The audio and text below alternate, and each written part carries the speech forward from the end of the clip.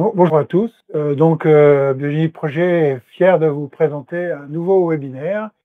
Alors, celui-ci va être animé par mon ami, le docteur Stéphane Catua, qui est un sportif déjà, évidemment médecin du corps, ancien médecin pendant plus de 20 ans du Paris Saint-Germain et également enseignant universitaire. Donc, le thème d'aujourd'hui, je pense que c'est un thème qui vous a déjà suscité beaucoup d'intérêt, c'est sport contre arthrose.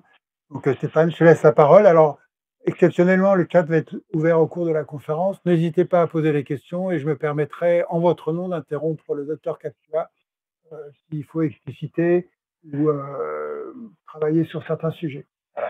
Stéphane, à toi. Oui, bien sûr, welcome à l'interactivité qui contribuera à réveiller mes neurones.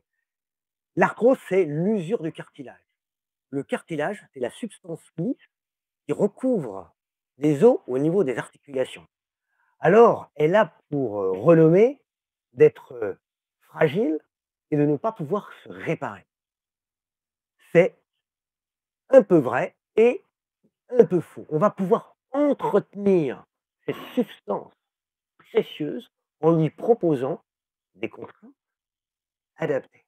Alors, on va pas être obligé de courir sur la Lune, hein, avec 3 fois moins de gravitation, pour poursuivre l'activité physique quand on a le cartilage qui commence à s'abîmer, bien évidemment. Slide. Le cas classique, un soupçon provocateur, c'est Thierry qui a 52 ans, qui a déjà un demi-siècle de gravitation dans ses genoux. Il adore courir, il aime sa vie, il s'épanouit, il se détend, on a crapahuté dans la montagne, et puis il a mal aux genoux. Et son médecin, qui n'est pas très sportif, a dit: «Ah bah, c'est de l'arthrose, on peut rien faire, les cartilages, ça se répare pas, vous n'avez plus l'âge de courir. Allez, restez devant Netflix et bientôt vous aurez une prothèse». Et ben moi, mon message, c'est de vous rassurer parce qu'on peut entretenir son cartilage, on peut même améliorer sa fonction en ayant une activité physique bien conçue. Slide. Donc le cartilage, cette substance, elle adore le mouvement. Elle est d'une caractéristique mécanique exceptionnelle. La question de frottement est inférieure à celui de l'acier sur la glace. Donc, elle apprécie le lissage de la substance. Et le mouvement sportif va lisser le cartilage. Le mouvement le plus emblématique de la fréquence élevée à la moindre contrainte, c'est bien sûr le vélo en moulinant. On y reviendra, mais la rotation adaptée, c'est 80 à 100 tours minute pour lisser le cartilage et c'est aussi finalement la rotation la plus rentable sur le plan de la vascularisation musculaire et de l'énergétique musculaire. Donc, on parlera beaucoup de lissage articulaire. Et puis, on va nourrir et oxygéner ce cartilage. Ce cartilage, il a pour caractéristique de ne pas être vascularisé. C'est-à-dire qu'il n'y a pas de vaisseau sanguin. Les vaisseaux sont en dessous, dans le sous-sol osseux. Et pour se nourrir et s'oxygéner, il a besoin de variations de pression. On dit qu'il se nourrit par imbibition. Il s'imbibe. Et là, les variations de pression, on pense même à la course à pied, se révèlent intéressantes. La mécanisation du cartilage, oui, parce que c'est un tissu qui va s'adapter. Quand on lui met des contraintes, il va se renforcer. Tout est une question de curseur, parce que si on lui met trop de contraintes, il va s'abîmer. Mais on sait très bien que les gens qui sont plus musclés ont moins d'arthrose, ils ont plus de cartilage parce que le tissu s'est progressivement adapté à la contrainte. On voit dans ce contexte, notamment dans la petite image en dessous qui montre l'os sous-jacent et les fibres de cartilage, que le collagène, les fibres qui structurent le cartilage, elles sont en arceau, c'est-à-dire qu'elles sont verticales dans le sous-sol osseux et qu'ensuite elles s'arrondissent en superficie du cartilage. Ça nous donne un petit message philosophique, c'est-à-dire que les activités avec des déplacements latéraux, des pivots, des rotations, elles sont bien encaissées par les portions horizontales des fibres de collagène, mais lorsque, avec le temps qui passe quand même, ces fibres horizontales commencent à s'user, ben, il ne nous reste que les colonnes verticales. Et ces colonnes verticales, elles pourront se disloquer du coup avec les contraintes tangentielles. Ça veut dire quoi? Ça veut dire que dans la vie, il y a sûrement une période pour les déplacements latéraux et les pivots, à savoir les sports collectifs, ludiques, on va jouer au hand, au basket et au foot. Et puis ensuite, bah, il nous reste les colonnes verticales qui sont finalement efficaces pour encaisser les impacts axiaux, typiquement la course à pied. Et la course à pied, bah, voilà, un moment venu, peut-être qu'on fera de la course à pied, peut-être qu'on fera du vélo, peut-être qu'on fera du travail engagé, mais on sera quand même plus à l'aise avec des contraintes axiales quand nos fibres horizontales auront disparu. Le sport, c'est préventif pour le cartilage, ça protège les articulations parce que la force musculaire, c'est aussi une force de freinage. Vous savez que la cuisse, elle botte quand on tend le genou, mais elle bosse aussi lorsqu'on freine la flexion. C'est la réception de foulée. Et tout ce qui passe par le freinage musculaire ne passe pas par l'impact articulaire. Si bel et bien que on peut très bien imaginer et concevoir, et c'est également validé, que la course à pied est une excellente préparation à la course à pied. Pour garder de la force de freinage, il faut continuer à trottiner. Sur le vélo, on se contente de pousser, on freine jamais. Donc le vélo, c'est bien, mais le vélo, ça ne nous prépare pas suffisamment à trottiner. Là encore, tout est une question de curseur, on le verra, mais la course à pied est la bienvenue si on veut continuer à courir un peu. Et puis la coordination, un muscle doit être coordonné, c'est-à-dire guidé par le système nerveux central pour harmoniser le fonctionnement articulaire, éviter les torsions, les impacts asymétriques. Et là encore, une activité spécifique qui contribuera largement. Mais à l'inverse, la médecine du sport existe parce que le sport est parfois délétère, eh bien, il s'abîme lors des frottements excessifs, notamment lorsque les fibres horizontales ont disparu. Ils peuvent même s'abîmer sur les impacts excessifs quand on fait trop de courses à pied. Et quand on fait des activités physiques où le cartilage manque d'oxygène, mais il manque d'oxygène quand? Bah, quand il n'y a pas de variation de pression, quand les mouvements sont maintenus. J'aime bien taquiner un peu nos amis kinésithérapeutes qui pratiquent beaucoup la chaise. La chaise, c'est vraiment cette position assise sans assise, le dos coincé sur le mur. Ça écrase le cartilage, ça empêche sa vascularisation. Il est probable que ce ne soit pas tout à fait bénéfique, pas tout à fait optimum pour mécaniser le cartilage, notamment lorsqu'il est déjà un peu usé. Ça aide.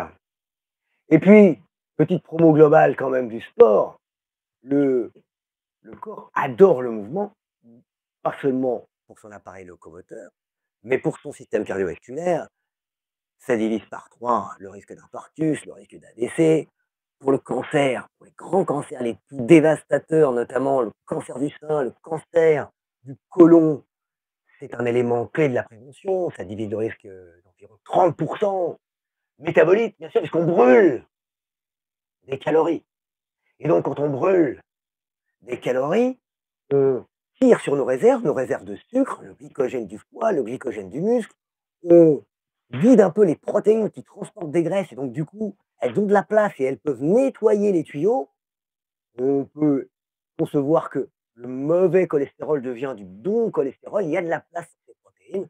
Et petite digression provocatrice, donc si le sport c'est essentiel pour vider les réserves, peut-être que boire 100 grammes de glucides par heure, on n'est pas dans l'esprit de l'activité physique pour la santé. Je vous invite à rester raisonnable sur l'alimentation pendant l'entraînement, surtout qu'il faut en effet s'entraîner pour que son tube digestif puisse les ingurgiter. Donc, ça entraîne la multiplication des séances un peu soda.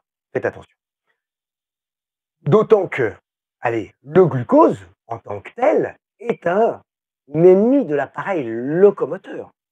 Parce que le glucose va se fixer sur les protéines, et notamment sur la protéine principale de l'appareil locomoteur qu'on appelle le collagène. On parle de glycation, c'est un phénomène passif. En docteur, il n'y a pas d'enzyme en fait.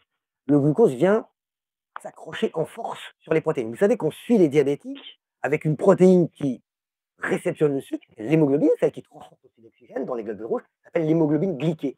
Mais toutes les protéines du corps peuvent se glyquer, et notamment le collagène du cartilage, qui en fait va abîmer sa structure, altérer sa fonction, occasionner même un emballement inflammatoire parce que cette protéine, elle n'existe pas normalement. Et donc notre système immunitaire va vouloir la grignoter et les protéines glyquées du cartilage ou des tendons sont des éléments irritatifs pour notre système immunitaire et donc l'inflammation de bas grade qui risque d'abîmer notre appareil locomoteur et gêner notre activité.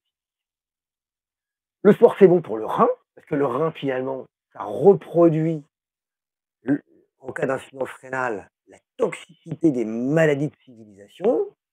On abîme les vaisseaux qui mènent au rein, on glyque les petites membranes, on met de l'hypertension qui, en fait, casse les filtres. Donc, la maladie rénale, elle se prend en charge, finalement, assez proche des maladies métaboliques. Et maintenant, dans ces grands services de néphro, on a des structures de réhabilitation, comme on a des structures de réhabilitation après un infarctus. Le corps, et notamment l'organe du haut, parce que c'est un organe, le cerveau, bénéficie de l'activité physique, il se réveille avec la dopamine, il s'apaise avec l'acétylcholine du système nerveux végétatif, parasympathique, vagal, qui suit en rebond l'activité sportive. Et puis, le plaisir, ça n'a jamais été mauvais pour l'épanouissement en santé. Donc, si on se fait plaisir en se faisant du sport, on améliore ses émotions.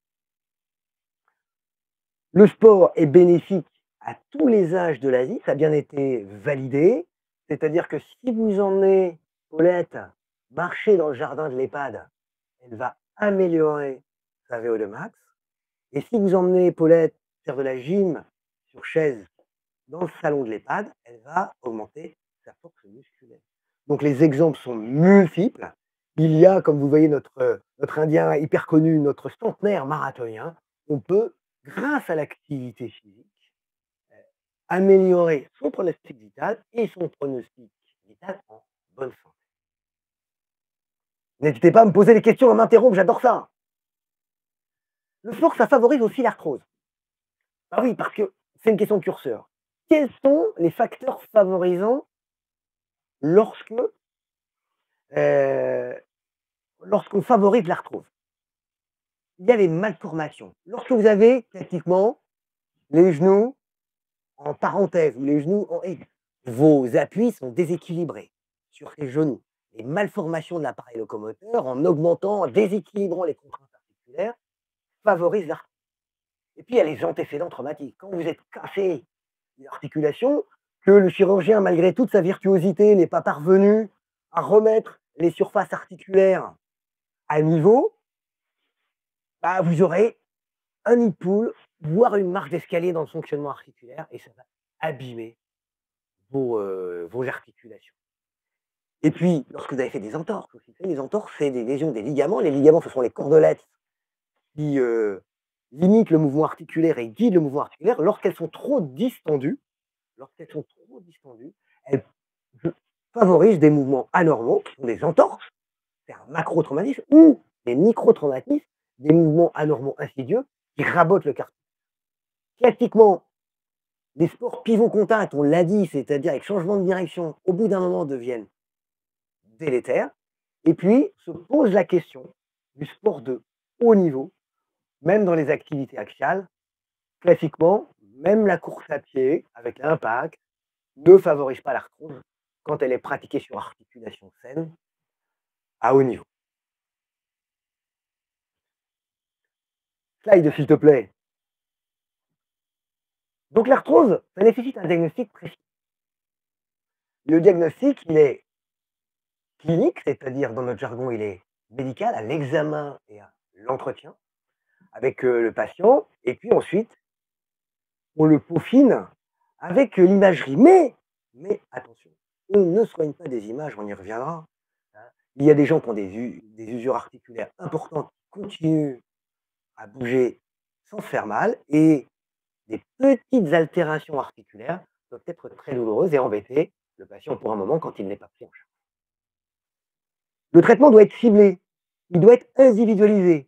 Vous aimez la course à pied, vous aimez le foot, vous êtes une femme ménopausée, Vous êtes un jeune footballeur, évidemment, la prise en charge sera personnalisée et bah, un doc, empathique, tentera de vous garder dans votre activité spécifique et fera moi je dis: «On va continuer, mais on va faire quelques réglages». Voilà et souvent, ça passe par plus de sport. Par exemple, un quadra qui aime le five, qui fait du foot avec ses copains, ah ça passe plus parce qu'à côté il fait pas de cardio, il fait pas de vélo, il fait pas d'elliptique, il a pas la pêche et puis il fait pas de renfo et puis il fait pas de discipline de coordination pour protéger ses articulations et ben, on va le soigner avec plus de le plus souvent pour rassurer, moi je suis amené à rassurer les gens. C'est-à-dire qu'ils ont une petite lésion, on les radiologues, ah ouais, les radiologues, de temps en temps, inquiètent. Ah, voilà, ils amènent des gens à ma consultation. «Ah, le radiologue m'a dit qu'il fallait que j'arrête, j'allais avoir une prothèse». Bah, la réponse est non. Moi, je fais mes petites ordonnances, d'imagerie. Avant d'abandonner le patient, je mets, débriefing bienveillant et optimiste, dépourvu d'options thérapeutiques. Oui, chacun fait ça. Nous, les cliniciens, on prend le temps d'examiner nos patients, on sait combien ils ont d'enfants et combien de fois ils courent par semaine. Donc la prise en charge, elle est globale. Donc ne vous laissez pas inquiéter par les comptes rendus d'imagerie. Voyez votre médecin du sport qui vous connaît. Le mouvement doit être adapté. Un mouvement adapté, c'est un mouvement qui va souvent passer par des activités, croisées. C'est-à-dire que on peut faire du foot, on peut faire du tennis, on peut avoir des déplacements latéraux, mais il faut courir un peu pour garder la forme, avoir du cardio en mettant un peu de l'impact. Et puis, pourquoi pas faire du cardio moins agressif pour les articulations, du vélo, du rameur, de l'elliptique pour bosser les membres supérieurs de notre tennisman, et pourquoi pas de la natation récurrente. Mais c'est le panachage qui fera probablement l'efficacité. Et puis les compléments alimentaires, moi je crois que c'est bien. Moi je crois que c'est bien. Moi j'aime bien mettre, un grand éventail de compléments alimentaires. Parfois les patients ne veulent pas d'aiguille, ils veulent pas de surenchère. Ils ont raison. Un big boss qui s'appelle Hippocrate, c'est le patron des médecins. Il a dit: «Primum non nocere». Ça veut dire premièrement ne pas nuire. Alors on dégaine pas tout de suite l'aiguille, on donne des conseils sportifs et puis on peut donner des compléments alimentaires. Les grands classiques pour l'arthrose, c'est la gélatine du cartilage, c'est la chondroïtine et la glucosamine. Les fibres du cartilage, c'est le collagène. Et puis, moi j'aime bien dire que le silicium, c'est le minéral du tissu souple, à la manière du calcium pour les tissus rigides, osseux. En fait, la vie s'est structurée il y a 3,5 milliards d'années notamment dans les stromatolites, qui sont ces espèces de feuillets d'argile, et les cellules se sont alignées les unes sur les autres. Les êtres unicellulaires sont devenus pluricellulaires en se structurant avec du sable. Et nous, on a gardé finalement notre tissu souple à base de sable qu'on a dans nos tendons, dans nos ligaments et même dans nos cartilages. Et puis l'os, c'est plutôt une structuration cellulaire autour du calcaire, du calcium, qui a rigidifié le squelette. Voilà pour les compléments alimentaires classiques, mais j'aime bien ajouter, vous l'avez vu, parce qu'il y a souvent une inflammation dite de bas grade, un peu en embuscade, pourquoi pas sur ce collagène glyqué, qui ne ressemble pas à un collagène normal, qui attise l'appétit des globules blancs. Donc il faut calmer l'inflammation. Et calmer l'inflammation de façon bienveillante, c'est utiliser les plantes. Alors la plus classique, c'est la curcumine, on a aussi le gingembre, la boswellia, l'arpagophytum. On gère l'inflammation de bas grade. Et vous savez que l'inflammation, on y reviendra pour les infiltrations, autant elle est bénéfique en début de lésion, on vient de se tordre la cheville, on va nettoyer la lésion et on va enclencher les phénomènes de cicatrisation avec l'inflammation, mais au bout d'un moment, lorsqu'elle persiste, elle devient délétère. Et le nettoyage devient détertion et agression du tissu sain. Donc il faut réguler cette inflammation. L'image que j'utilise le plus souvent concernant la régulation de l'inflammation, c'est la Covid. Parce que le virus entraînait une inflammation. Lorsque les gens étaient en réanimation, ils étaient pleins d'œdème, ils étaient noyés dans leurs sécrétions. Et ils ne mouraient pas de l'infection virale. Il y avait d'ailleurs on n'avait pas d'antiviraux à cette étape et on proposait plutôt des anti-inflammatoires, voire le big boss de l'anti-inflammatoire, des corticoïdes. L'inflammation a du mal à se réguler. Et pour information. Nous, on sécrète du cortisol pour réguler l'inflammation. Quel est l'organe qui sécrète le plus de cortisol? On dit: «Ouais, c'est, la glande qui est au-dessus du rein, les surrénales». Non, ce sont les globules blancs. Parce que toute fonction organique enclenche son autorégulation, son biofeedback. Et donc normalement, les globules blancs, quand ils agrègent, hop, il faut un peu de corticoïdes simultanément pour se calmer et s'apaiser. Et parfois ça marche plus. Il faut l'aider. Donc la lutte contre l'inflammation, notamment de façon peu agressive avec des plantes sur des irritations de bas grade, me paraît important pour réconcilier, comme je dis, à mes patients, pour réconcilier avec la fonction, histoire de réenclencher les cercles vertueux mécaniques. Slide. L'arthrose du sportif bénéficie de l'entraînement croisé. Alors hier, je me suis mis en photo, parce que je me suis fait taquer un peu en récupérant des photos internet. J'ai l'agence France Presse qui m'a un peu, qui m'a tiré dessus. Donc, j'ai mis des photos avec moi dessus, et comme ça, j'ai un vrai prétexte à la mégalomanie. Voilà. Donc, je suis partout. D'ailleurs, finalement, je suis un grand adepte de l'entraînement croisé. Je suis tout simplement en cohérence avec mon message, et ça se passe bien. Malgré mes plus de 60 ans, je fais tout. Donc, la course à pied, oui, pourquoi pas? Pourquoi pas au Mont-Saint-Michel, au soleil levant? Du renfort, on l'a dit, avec du deadlift, en travaillant le freinage qui finalement protège de l'impact. Du vélo pour lisser, rôder, oxygéner. Le château de Chambord reste facultatif. Et de l'équitation. L'équitation, c'est bon pour la colonne vertébrale, ça mobilise la colonne. Quand on monte un cheval confortable et quand on monte correctement, ça bosse tous les muscles qui la stabilisent et ça les coordonne.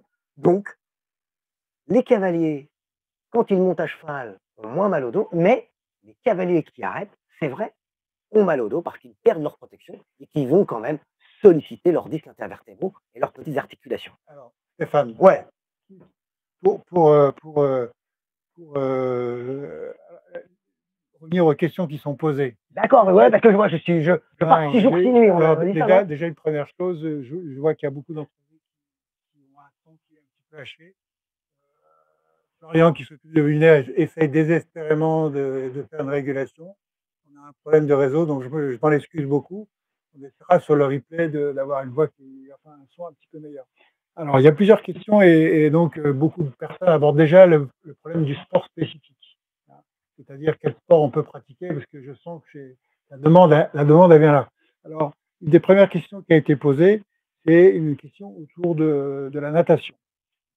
Il y a Chris qui nous demande si le crawl en douceur sans forcer, en travaillant tout en technique, c'est un sport, enfin, qu'est-ce que tu en penses? Alors, c'est un sport qui sollicite peu le cartilage. Voilà. Donc, du coup, c'est un sport que l'on peut faire, mais qui est peu réadaptant. Moi, je gère toujours le compromis. Et c'est vrai que les patients, quand on leur dit: «Ah bah, vous allez aller à la piscine», waouh, ça les décourage quand même. Donc moi, je surfe sur leurs envies. Mais vous voyez, course, vélo, natation, dans mon concept d'entraînement croisé, il est omniprésent. Et le triathlon est un super sport parce qu'avec le vélo, on va rôder le cartilage, parce qu'avec la course à pied, on va impacter en douceur le cartilage. Donc, c'est quand même la diversité et la complémentarité qui fait l'efficacité.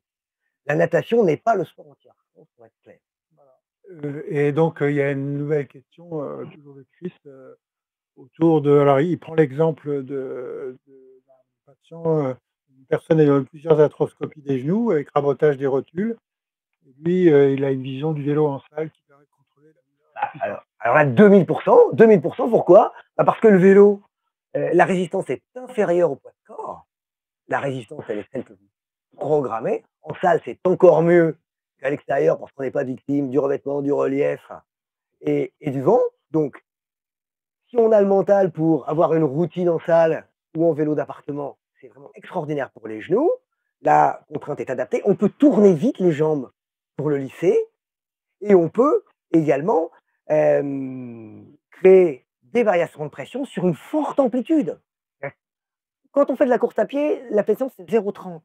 Quand on fait du vélo, c'est jusqu'à 110. Vous voyez tout la surface cartilagineuse qu'on va nourrir, qu'on va oxygéner, qu'on va lisser. Le vélo, c'est super et on pourrait même mettre dans ce lissage cartilagineux sur forte amplitude, sans poids de corps, le rameur, bien évidemment. Alors, autre question, alors je vois qu'il y a encore beaucoup d'entre vous qui désespèrent du son. On est vraiment désolé. Autre question, autour de sports praticables. Alors, est-ce qu'après une mini-sectomie, Ouais. à 66 ans, est-ce que tu penses que la reprise de la course à pied est quelque chose d'envisageable? Alors, une mystectomie à 70 ans, on peut faire, c'est pas une super indication, sauf une fracture du ménisque, hein. Mais la mini-sectomie, c'est quand même un truc de footeux de 21 ans qui a une fissure verticale. Lorsqu'il y a des fissures horizontales, et quelques tailles qui suivent, c'est-à-dire une mesure du ménisque, parfois un petit peu décompensée par un accroupissement, par une descente en montagne, bah, on essaye de préserver le ménisque. C'est-à-dire qu'on met des articulations, des plaquettes, même des plaquettes dans la. Le problème, c'est qu'à 66 ans, souvent, euh, il y a déjà de l'arthrose du compartiment interne. Après, tout dépend en effet de l'état du cartilage en regard. Si votre cartilage est sain, si ça s'intègre à un tableau de souffrance du compartiment interne, ce n'est pas le sport idéal. Pourquoi c'est pas le sport idéal? Parce que quand on en appuie sur une seule jambe, ça c'est une jambe, voilà, le centre de gravité est là, donc en fait on a un effet battu tout le temps sur le compartiment interne, à cause du centre de gravité qui est finalement suspendu. Ça c'est vraiment inhérent à l'appui sur une seule jambe. Bah, le magique c'est quoi? Le magique c'est qu'il ne faut pas avoir cette influence néfaste du centre de gravité qui écrase le compartiment interne. Bah, on pose le centre de gravité sur une selle. Ah bah oui, ça c'est vachement bien. Et puis on peut, autre compromis, poser l'autre jambe. Ça s'appelle l'elliptique. Et puis on peut s'équilibrer avec l'autre bras. Ça s'appelle la marche nordique.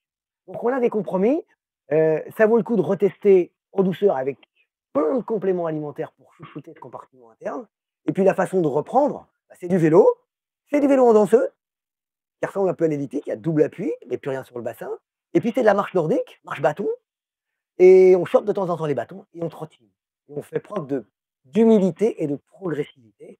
Et a priori, si le compartiment interne n'est pas gravement dégénératif, la reprise de la course est possible. Alors, autre question sur un autre sport, c'est, alors un sport, que Biogénie Projet apprécie particulièrement puisque l'équipe, toute l'équipe, je le précise, est composée de rameurs, donc de pratiquants de l'aviron, la question de l'arthrose et de l'aviron.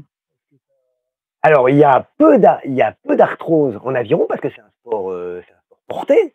C'est un sport qui fait de l'amplitude articulaire sur des contraintes modérées et avec un bassin équilibré. On a des pathologies vertébrales. C'est vrai qu'il y a certaines études qui montrent que 80% quand même des nageurs, des rameurs ont des souffrances discales, mais ils les compensent avec la force et la coordination, un peu comme les cavaliers. Ce qu'on peut voir notamment plus sur ceux qui font du rameur en salle et qui abusent de la flexion de genou, c'est des conflits de hanches. C'est-à-dire que la hanche, elle est très emboîtée. Il y a 6 millions d'années, on est devenu bipède. Et donc, du coup, notre articulation des membres inférieurs, elle s'est stabilisée avec une demi-sphère, un demi-saladier comme ça, qui emboîte le fémur. Et quand on lui demande de façon répétée, de très forte amplitude, elle finit par se cogner. On voit ça aussi en triathlon, hein, c'est-à-dire lorsqu'on abuse en fait du prolongateur. Hein. Le prolongateur est décliné du cycliste, mais c'était du contre-la-montre. Les mecs, ils faisaient 45 km. Maintenant, quand ils en font 180 sans bouger du prolongateur en hyper flexion de hanche, ils s'abîment parfois et souvent la hanche. D'accord. Alors, est-ce on peut continuer sur les questions de pratiquants sportifs? Bah, 2000%. Alors, là, il y a quelqu'un qui me dit: «Bah, voilà, j'ai fait beaucoup de renforcement et soudain, il a une douleur qui s'est installée, alors je pense que c'est un Ça. pratiquant de l'athlétisme, et alors j'imagine que la douleur est arthrosique, donc alors est-ce que c'est hanche ou genou? Ça, je ne peux pas te préciser. Alors avec des poussées au point de ne plus pouvoir fléchir, donc je pense que c'est le Alors, genou. alors oui, Alors quel le renforcement, on peut en attendre le pire comme le meilleur. Le meilleur, si on travaille le freinage sur des charges raisonnables qui correspondent à sa pratique, par exemple, de l'athlétisme. Si je fais de l'athlétisme, de l'endurance, bah, je vais faire des squats sur une seule jambe, de la presse sur une seule jambe, en faisant pas trop, 30 degrés, parce que le renforcement musculaire est ultra spécifique. Si vous avez besoin d'une force à 30 degrés de flexion, il faudra travailler à 30 degrés de flexion. Et si vous faites un quad profond qui écrase le genou, malgré quelques études réalisées chez des genoux qui font TAPS et qui sont suivis pendant 12 semaines, le squat profond, j'en vois beaucoup dans mon bureau qui finissent quand même avec des rotules et des ménisques malmenés. Donc, le squat profond, par exemple, dans le cadre du renforcement, est, dans mon expérience, un facteur favorisant de l'arthrose. D'accord? Mais le renforcement bienveillant, spécifique, est plutôt le bienvenu. Il a un problème de genou, évidemment, puisque ça gonfle et ça empêche de fléchir. Qu'est-ce que c'est que le gonflement? C'est la sécrétion dans l'urgence du lubrifiant de l'organisme qu'on appelle la synovie, alias l'acide hyaluronique, qui, puisqu'elle est sécrétée dans l'urgence, cette substance est sécrétée de façon moins efficace, les molécules sont plus petites, ces grandes chaînes sont plus petites, moins ramifiées, et donc du coup, elles sont moins efficaces. Et elles viennent se stocker notamment derrière, dans le fameux kyste poplité, ou tout autour de la rotule. D'accord. Ah, autre question, et puis après, je pense que tu reprendras peut-être la suite du. Il y a quelqu'un qui vous demande, alors ça c'est une question, je pense qu'il va parler à beaucoup de monde, en cas d'arthrose de la hanche, quel sport pratiquer pour améliorer les amplitudes, c'est-à-dire sans s'aggraver ou sans se faire de mal. Alors, peut-être On passe alors, juste un peu provoque, on va passer le thème parce que je pense qu'il y est. On va regarder celui-là. Pourquoi ne l'ai-je pas fait plus tôt? Bah oui, parce que lorsqu'il y a plus d'amplitude sur une arthrose de hanche, en fait, ça vient cogner. Donc quand vous allez chercher l'amplitude, le plus souvent, vous aggravez les conflits. C'est un peu, c'est une solution, qui, à la lumière des avancées scientifiques, ne paraît pas très pertinente. Parce que, tous les patients que j'ai vus dans un état de hanche comme ça, disent: «Ouais, mais ça va, j'arrive à faire du vélo». «Mais vous montez comment sur le vélo?» «Bah, je suis obligé de le coucher le vélo». «Ah ouais, mais vous avez quand même modifié un peu votre quotidien, le vélo, on monte pas en couchant le vélo, on monte en enjambant le vélo». «Ah ouais, mais ouais». «Ah oui». Donc, à un moment, les gens adaptent leur vie, se mettent en souffrance. Il y a même des indications cardiovasculaires et métaboliques aux prothèses. Quand les gens peuvent plus bouger avec aisance, il faut les aider. La prothèse de hanche. La prothèse de hanche, je parle pas du genou, mais la prothèse de hanche, maintenant, elle est super codifiée. Les chirurgiens aiment à dire que la prothèse qu'on vous met maintenant, je ne sais pas quand est-ce qu'on va vous la changer et je ne sais pas si on va vous la changer. On est souvent dans des complexes céramiques, c'est-à-dire qu'il n'y a absolument pas d'usure, il n'y a pas de copeaux qui se décrochent, il n'y a pas d'inflammation du fût, donc il n'y a pas de décèlement. Et lorsque ces prothèses sont arrivées, moi j'ai plein d'histoires de chasse, les chirurgiens disaient: «Bon, écoute, tu sais que maintenant éventuellement on peut courir, hein, mais tu dépasses», et c'est des potes, «tu dépasses pas de 10 bornes, hein». Et puis le gars il revoit pour la visite de contrôle un an plus tard, il a dit: «Bah finalement j'ai fait 100 kilomètres dans la salle, bah, je fais un petit train, mais j'ai pas, avant je faisais l'ITMB, mais là je me suis restreint, j'ai fait 100 kilomètres, bah ça s'est bien passé». Donc les prothèses, elles sont devenues exceptionnelles. La souffrance est inutile. La fonction est essentielle. L'activité cardiovasculaire et métabolique sont essentielles. D'accord? Donc, il y a des gens qui savent très bien faire, il y a des spécialistes. Maintenant, les prothèses de hanche, on les met sans couper les muscles. On parle de voie d'abord mini-invasives. Elles sont à la moindre déformation, elles peuvent être réalisées sur mesure. Donc, ça rentre comme ça dans le fémur et dans le bassin. Et les gens, soit sortent le lendemain, soit sortent 3 jours après, et ils ont entre-temps, bah, ils ont repris la marche à pied, dans le couloir, ils ont repris les escaliers avec le kiné, et ils vivent tranquilles pendant 3 mois et ensuite ils revivent leur vie avec joie et bonheur. Donc mon expérience de clinicien, c'est qu'on peut accompagner un peu les arthroses de hanche, là c'était assez révélateur. On peut accompagner un petit peu les arthroses de hanche, mais à un moment, il ne faut pas s'exciter parce que la médecine fait des choses. très bien. Je vais reprendre le. J'en étais. Ah oui, donc moi je tiens à mon entraînement croisé, hein. Donc on a dit que quel sport? Bah, en fait, il n'y a pas de sport bon pour l'arthrose. C'est la diversité des sports qui doit faire la synergie et la protection du cartilage. Donc le cardio training en salle, on l'a nommé le vélo, l'elliptique, le rameur, le skier, il y a même l'escalier, on peut faire plein de trucs. Profitez-en, faites des parcours dits de multi-cardio. Si ça vous ennuie, bah, vous restez 5 à 10 minutes sur un appareil et vous allez sur un autre.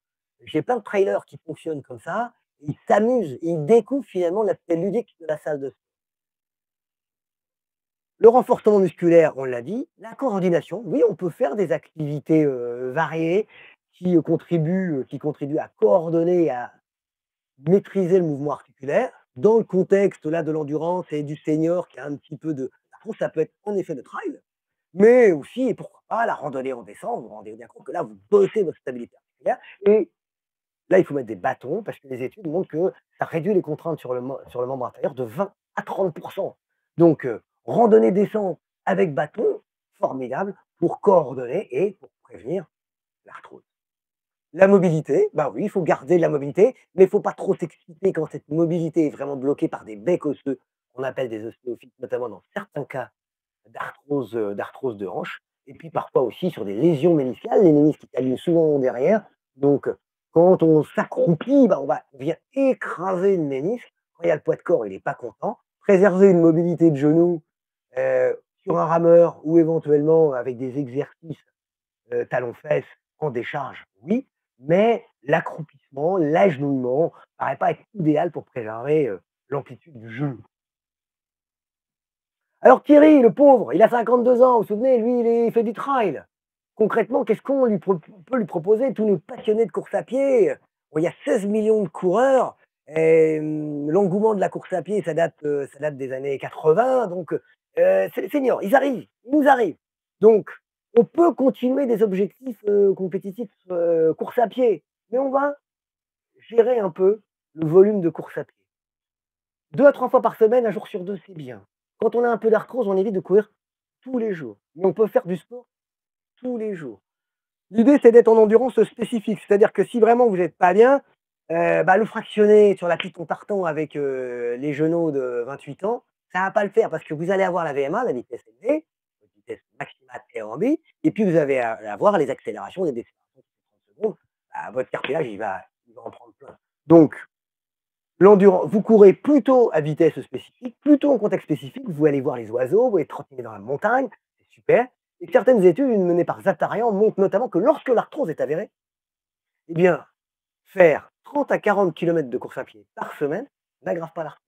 Aussi bien l'arthrose de hanche que l'arthrose de genou. Et du coup, bah, dans le cadre d'un entraînement croisé, on peut préparer plein de trucs avec un volume comme ça. Le vélo, bah oui, on fait notamment des sorties longues à vélo. Là, on peut prendre la caisse, messieurs les trailers. On peut se mettre en danseuse dans les côtes en bossant cette fameuse force musculaire dont on aura besoin dans une gestuelle voisine en grimpant les bosses en trail.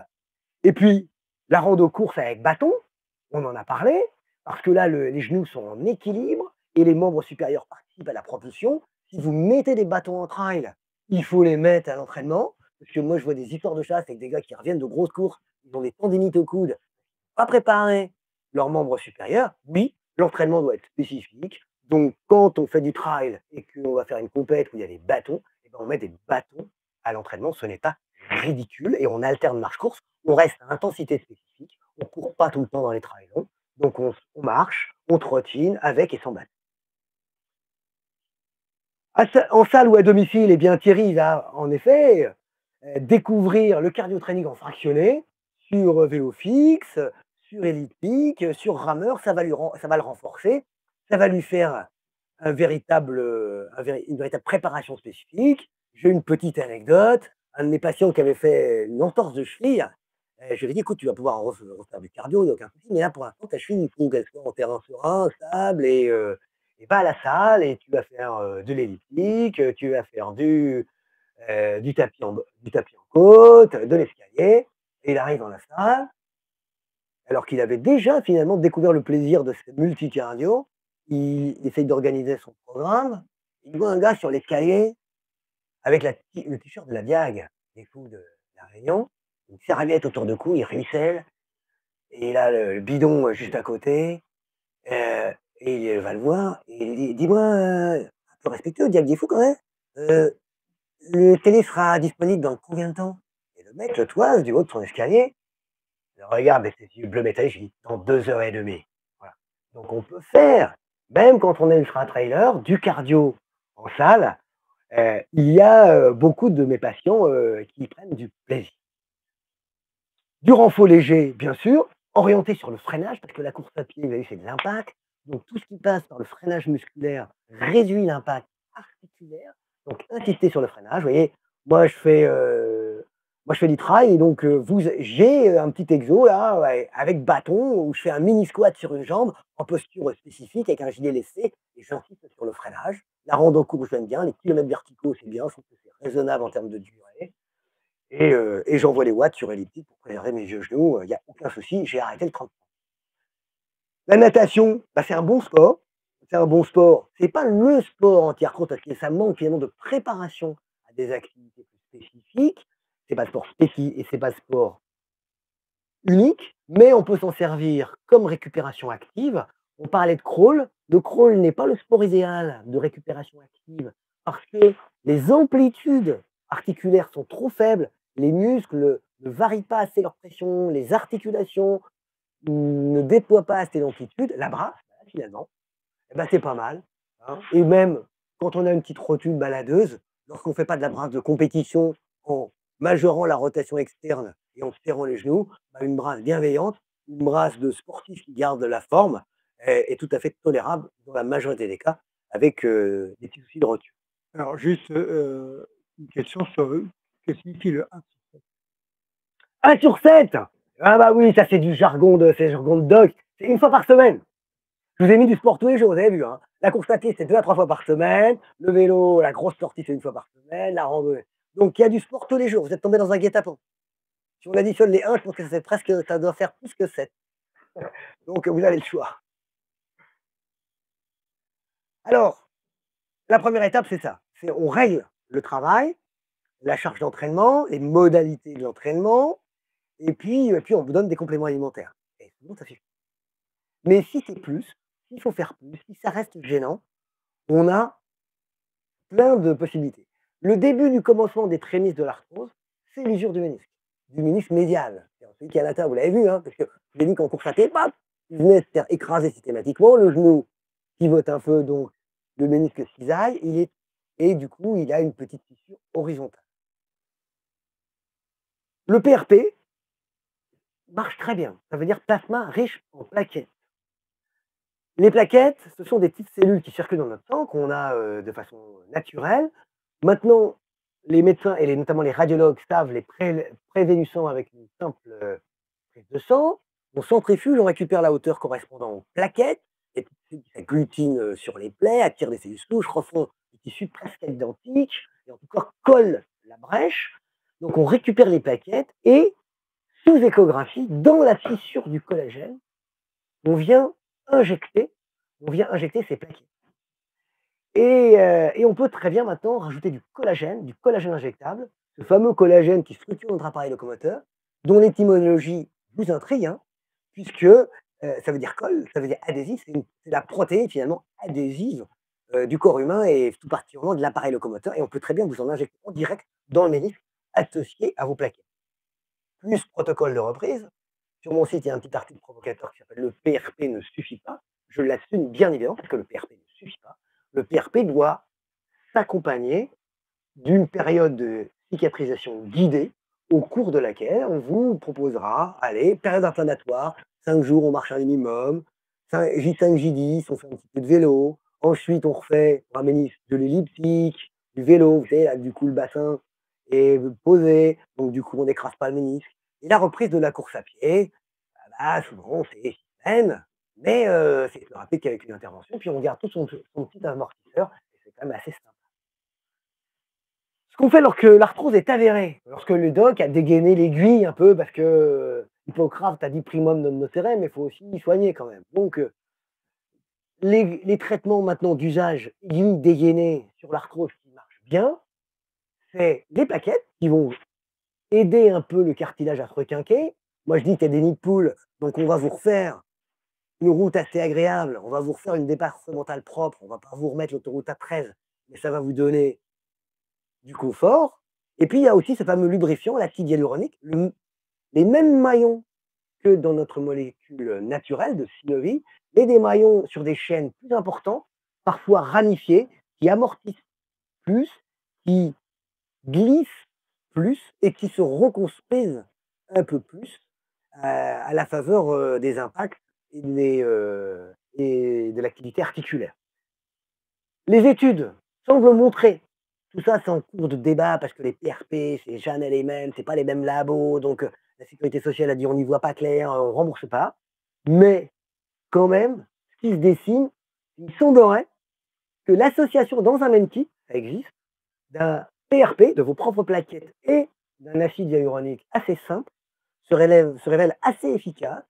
Les labos nous disent que l'acide hyaluronique prend de la place et que les plaquettes viennent du coup se coller sur la surface cartilagineuse. En tout cas, cette synergie de je reconstruis et j'améliore l'amortissement, le lubrifiant, ouais, la lubrification et le glissement, c'est pas mal. C'est pas mal. Donc, souvent, je commence comme ça. Et puis sinon, on peut faire soit l'un, soit l'autre. Le PRP, vous l'avez compris, ça nécessite une période de cicatrisation. Donc si notre sportif, il veut mettre un peu les watts assez vite, là, et il a une échéance dans un mois, bah, on va lui faire un acide hyaluronique qui amortit, qui glisse, qui lubrifie, qui trouvera un confort un petit peu plus rapidement. Et les études nous disent, ouais, c'est tous les 6 mois, c'est tous les ans. Bah, c'est en fait, en réalité, c'est à la demande, hein, parce que les gens, on leur fait des PRP, et on les revoit pas pendant 3 mois, ils sont bien. Et puis à un moment, ça à la limite, 3 tactiles, après, on renvoie un PRP. On individualise, on personnalise, bien sûr, la stratégie. On ne soigne pas des images, on l'a dit, la fonction plus que la structure. Vous voyez, là, vous avez deux, ouais, hein, vous avez 2 genoux. Entre les 2 os, bah, il y a pas de vide, hein, c'est noir, mais il y a pas de vide. Il y a ce qui n'est pas de l'os, qui n'est pas du calcium, donc qui n'arrête pas les rayons de la radio, c'est du cartilage et les ménisques. Sur l'image de droite, bah, vous voyez que du côté interne, près de l'autre genou, bah, la surface est beaucoup plus fine et que du coup, bah, là, il y a le ménisque qui est souvent barré vers l'extérieur, on dit ménisque exclu, et que le cartilage est usé. On roule un peu sur les jantes, hein, c'est-à-dire qu'on a fermé le pneu, d'abord il s'est dégonflé, puis le ménisque il s'est sauvé, le pneu il est un peu déjanté, et on roule un peu sur les jantes. Mais on peut encore se débrouiller, on peut encore faire des choses. Et ces gens-là n'ont pas toujours des douleurs intolérables s'ils préservent en effet leur fonction. 2 fois slide. La colonne vertébrale, alors c'est une articulation. Il y a de l'arthrose dans la colonne vertébrale, 2 types d'arthrose. Sur les petites ailettes derrière qu'on appelle les articulaires postérieures, qui elles sont faites de façon classique, avec de l'os, du cartilage, du lubrifiant, puis de l'articulation d'en face. Et puis il y a les disques, qui sont finalement des articulations atypiques, mais qui ressemblent, hein. Un disque, qu'est-ce que c'est? C'est de la gélatine sous pression. Cette gélatine sous pression, c'est tout simplement de l'acide hyaluronique, hein, le même que le lubrifiant articulaire, qui est maintenu par des anneaux fibreux, ça ressemble un peu à un bulbe d'oignon, sous pression. Et ça, du coup, bah, ça a un effet amortisseur, ça a un effet répartiteur de pression. Lorsque le disque bascule d'un côté, de l'autre, et c'est un processus mécanique très fiable, très valide. Sauf que, ah oui, parce que Sapiens, ils mourraient souvent avant nous, et puis, parfois il y a des traumatismes. Et si j'appuie très fort d'un côté, la gélatine va fuser de l'autre, elle peut casser les anneaux fibreux de l'oignon et sortir, et créer un gros œdème tout autour, un gonflement comme un gonflement de genou, et ça, c'est la hernie discale. Et cette hernie discale, si elle touche le nerf, on a la sciatique, la douleur qui descend dans la jambe. Ça, c'est pas pour de l'arthrose, c'est l'entorse finalement de l'articulation discale, c'est la hernie discale. Ce qui se passe quand on peut comparer avec l'arthrose, c'est ce qu'on appelle la discopathie. L'étymologie, c'est maladie du disque, hein, tout simplement. Parce que ce qui se passe du coup, c'est avec les traumatismes du quotidien, bah, la gélatine, elle s'étale, elle devient de moins en moins amortissante, les anneaux se distendent, et l'os finalement s'impacte sur son voisin du dessous et du dessus et fait mal. Le disque est peu innervé, l'os est très innervé. C'est-à-dire que c'est souvent l'os qui vous fait mal ou la périphérie du disque, mais à l'intérieur du disque, il n'y a pas de nerf. Donc du coup, on s'abîme un peu la face profonde du disque impunément, et tout d'un coup, pop, on fait le lumbago, et on fait soit l'hernie discale, soit la petite fissure périphérique, un peu comme vous les voyez sur les slides de droite, là, sur l'image de droite, on fait la petite déchirure des fibres discales qui fait très mal. Qu'est-ce qu'on sait maintenant sur la prise en charge de ces pathologies vertébrales? Il y a eu une espèce de coup de tonnerre dans les années 90, c'était Tom Meyer. Tom Meyer, c'était un médecin rééducateur américain qui prenait en charge, comme à l'époque, les pathologies d'usure discale, notamment chez des manutentionnaires, qui avaient mal au dos et qui étaient en arrêt de travail. Là-bas aux States, ça rigole pas, au bout de 4 mois, ils arrêtent les indemnités. Donc les mecs, ils étaient en détresse. C'est-à-dire qu'ils n'allaient plus pouvoir, leur famille pouvait faire que ça, mettre des caisses dans des camions. On leur dit: «Tu vas te reposer et après tu vas voir, tu iras mieux». Et ça allait pas. Et il a demandé 1 mois de plus aux compagnies d'assurance: «Donnez-moi 1 mois de plus, on va changer, je vais les reconditionner». Et ils ont fait progressivement tout ce qui était interdit. Ils ont fait du cardio, parce que la manutention, c'est 8 heures d'activité. Donc ils ont refait du vélo, et après ils ont fait du rameur, j'arrondis, je creuse, j'arrondis, je creuse. Ensuite, ils ont fait du renfo, un peu analytique, un peu comme en salle de muscu. Ils ont fait des assouplissements, un peu analytiques, comme en yoga. Et puis ensuite, bah, ils ont retourné les caisses, ils ont ensuite retourné les caisses en se tordant et en les mettant dans des camions. Au bout de 1 mois, on était à 80% de reprise du travail au même poste. Donc, la réhabilitation est un élément clé, la fonction est un élément clé. Donc, c'est vrai qu'au début, les manutentionnaires et les patients ont peur. Ils ont je vais m'aggraver. Les craintes historiques, c'était j'ai peur que ça s'aggrave. Non, ça s'aggrave pas. Donc il faut faire, on fait fonctionner. Et puis, ils se sont rendus compte d'un truc, et ça peut parler à certains. Ils se sont rendus compte qu'ils pouvaient faire avec la douleur. Et là, ils disent: «Ah, je vais pouvoir nourrir ma famille. J'ai mal, mais j'y arrive. J'ai mal, mais j'y arrive». Et puis, ils ont eu de moins en moins mal pour 2 raisons.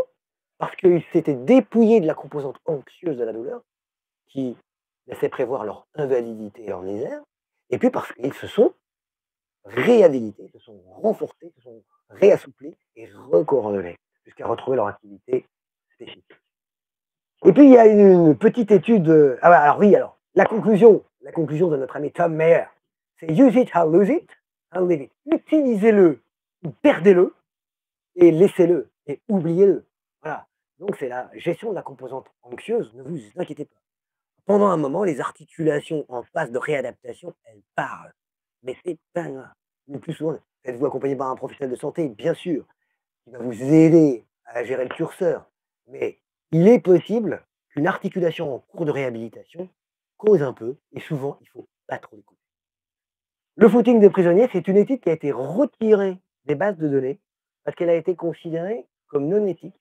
Aux States, ils ont mis des capteurs de pression dans les disques intervertébraux chez les prisonniers en échange d'une remise de peine. Et ils ont mesuré la pression intradiscale dans de multiples circonstances. Et ils ont mis en évidence que la pression moyenne intradiscale à l'occasion d'un footing était inférieure à la pression moyenne en position debout. Pourquoi? Parce qu'on pense bien sûr à la réception de la course à pied, mais il y a aussi la propulsion. Donc c'est un véritable massage discal. Les lombalgiques de ça, ils se lèvent le matin, oh, sont tout vanigards, et puis ensuite, ils vont se laver les dents, ils vont prendre le café, ça va déjà mieux. Ça s'appelle le dérouillage matinal, on mobilise un peu les disques et ça soulage. On peut considérer le footing bienveillant, en phase non pas inflammatoire, mais en phase de discopathie dégénérative, comme un super dérouillage. Petite digression. Maintenant, en thérapeutique, on tire à boulet rouge sur les stratégies dites passives, c'est-à-dire les massages, les mobilisations réalisées par le thérapeute. Parce qu'en effet, il y a beaucoup d'études qui montrent que le travail actif est bénéfique. Mais il faut régler le curseur, c'est pareil. Il y a des gens comme ça qui n'ont pas bougé leur colonne vertébrale depuis des mois, voire des années. Il y a plusieurs phénomènes. Les grosses membranes, qu'on appelle les fascias, qui structurent notre corps. Vous savez, on constitué de 60% d'eau, donc il faut bien une éponge pour tenir tout ça. Et notre éponge, elle est renforcée en arrière du centre de gravité, c'est-à-dire dans le dos. Donc on a des grosses lames de fascia derrière qui finissent par coller quand on bouge pas. Alors bien sûr, quand on bouge, bah, ça va finir par décoller. Mais si on masse, si on tire, si on fait un peu de pistolet de massage, de ventouse, des stratégies ostéopathiques bienveillantes, j'allais dire, historiques ou des séculaires, vraiment tout ce qui a été validé par les médecines douces, on arrive quand même à améliorer et à accélérer les choses. D'accord? Donc, on fait de l'actif, mais on peut occasionnellement faire du passif pour accompagner le patient et pour le réconcilier avec sa colonne vertébrale. Dernier petit truc, la colonne vertébrale, on décrit des colonnes vertébrales fantômes. C'est-à-dire que vous savez que les amputés, ils ont encore le réseau nerveux qui correspond à leur membre inférieur, par exemple. Mais euh, le membre inférieur n'est pas là. Mais ils sentent évidemment leur membre inférieur. Et puisqu'il n'y a pas d'information objective, c'est souvent sous forme de douleurs effroyables. Ça s'appelle les douleurs fantômes. Les gens qui ne sont pas, qui ont négligé leur colonne vertébrale, qui se la sont cachées pendant des années, ils ont des colonnes vertébrales. Donc les faire rebouger, c'est bien les masser, les toucher, les firer. Ça apporte de l'information et ça traite la colonne vertébrale. Allez, petit slide. Merci d'avoir écouté ces vérités provisoires. Alors, quelques questions, Stéphane, même beaucoup de questions. Il y a un petit trait d'humour que je vais te citer. Ouais. Si on m'avait dit un jour que j'apprécierais le dog du PSG, Voilà, il était à Marseille encore. voilà, sans doute à Marseille. Alors, dans les questions, je pense que la réponse est assez évidente. Est-ce que le surpoids est un facteur d'aggravation de Alors, l'arthrose et des douleurs engendrées par l'arthrose? c'est une super bonne question parce que le mécanisme, il est multiple. Il y a bien sûr la composante mécanique, mais il y a aussi la composante inflammatoire. C'est-à-dire que vous savez que nos globules blancs, ils sont sur le qui-vive pour grignoter tous les tissus et la surcharge pondérale, c'est finalement des adipocytes, des petites cellules graisseuses qui vont gonfler dans leur logette, on parle de cellulite, hein, c'est-à-dire que logette inflammatoire et créer un processus inflammatoire dans tout le corps. Et ces globules blancs sur la défensive vont aussi grignoter les fibres du cartilage. Donc, le surpoids, oui, il faut lutter contre le surpoids, à la fois pour des raisons mécaniques, mais également pour des raisons biologiques. Et j'en profite pour dire que l'arthrose, ce n'est pas qu'une mesure mécanique, c'est une maladie métabolique, puisque vous l'avez compris, il doit être vascularisé, oxygéné, nourri, et que les maladies cardiovasculaires qui bouchent insidieusement les vaisseaux, le diabète, l'hypercholestérolémie, contribuent à l'arthrose et donc enclenchent un cercle vicieux de réduction de la mobilité qui aggrave les maladies métaboliques. Donc ça doit être pris en charge de façon globale, de façon complètement. Alors, autre question, tenir le timing. Question suivante, c'est qu'est-ce que tu conseilles et quel sport et quel accompagnement pour l'arthrose cervicale?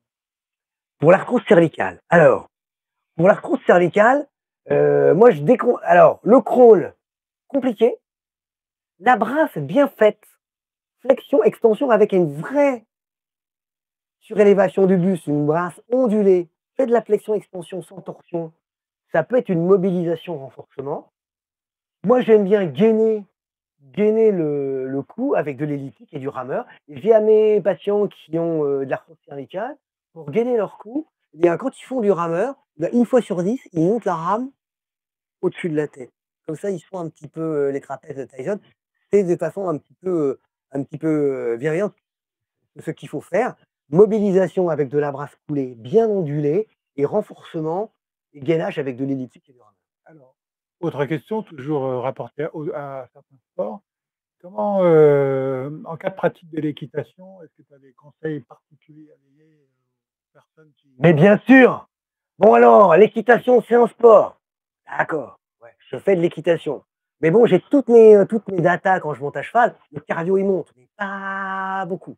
Quand je suis en endurance équestre, en fonction du cheval, au galop pendant des heures, je suis à 100, voire 120 de fréquence cardiaque quand je suis en suspension. Donc, il faut faire un sport à côté de renforcement et de cardio. Le simulateur équestre, allez, je sais que vous ne tirez pas sur la bouche, mais ça reste quand même le rameur. ça ressemble. Donc si vous voulez cocher 2 fois par semaine 30 minutes de rameur, soit vous faites 30 minutes si vous faites de l'endurance équestre, soit pour du CSO, vous pouvez faire des fractionnés, vous faites 1 minute 30 en envoyant sur le rameur, allez 3 minutes 30 de récup et vous faites ça 3 fois, et vous avez un petit fractionné orienté CSO. D'accord. Parler encore d'autres sports, comment alors il y a une question, la question est-ce que le trail peut-être est-il conseillé en cas d'arthrose des chevilles?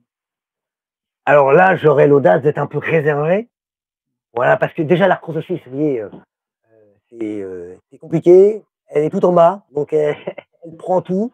Il y a pas de prothèse de cheville ou alors elles sont pas terribles. Donc autant on peut avoir sur une arthrose de genou, sur une arthrose de hanche, une approche autant philosophique que scientifique. Je me fais plaisir, puis le jour venu, je me mettrai une prothèse. On peut avoir cette approche-là. Et maintenant, elle est liquide et on peut et on doit l'accueillir. Mais l'arthrose de cheville, waouh, il y a pas de prothèse facile. Donc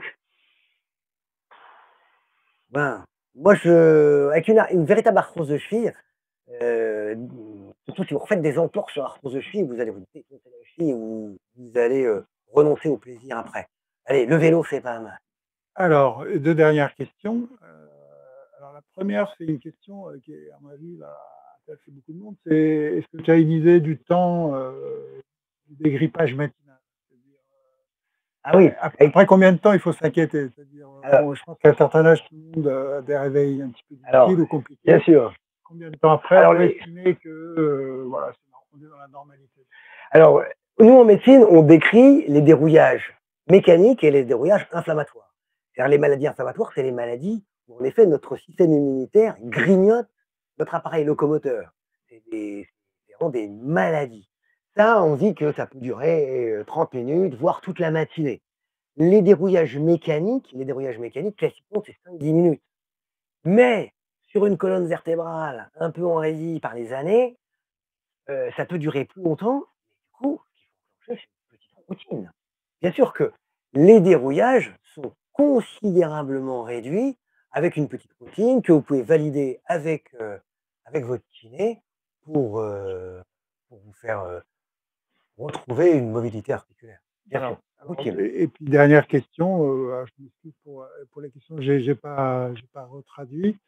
Heu, à partir de quel moment, et à partir de quel âge ou quel moment, par exemple, une bonne arthrose, toi, tu vas considérer qu'il faut passer à la prothèse puisqu'on est alors, c'est une double question d'ailleurs parce qu'on parle aussi de chondropathie dans la Ouais. question. À partir de quel moment tu vas estimer que, voilà, il faut passer à la prothèse? Bah, moi, je vais vous répondre par un espèce de cas clinique. Il faut écouter les gens. J'ai un de mes patients que j'adore, il je cours avec lui, il court avec les mollets comme ça, parce que les genoux, il ne peut plus courir avec. Mais dans la vie quotidienne, il se démerde. Il est à voir un grand chirurgien, que je connais, qui est sympa, hein. Je lui dis: «Mais vous arrivez à marcher? Vous prenez le métro?» «Ah non, on vous opère pas». Le mec, il aime faire de la randonnée, sur l'île de la Réunion et il aime faire du vélo en pliant à 110. Je suis emmené voir un chirurgien philosophe. Il dit: «Vous ne pouvez plus faire ce que vous aimez faire. Vous altérez finalement votre dépense énergétique et votre entretien cardiovasculaire, votre santé métabolique.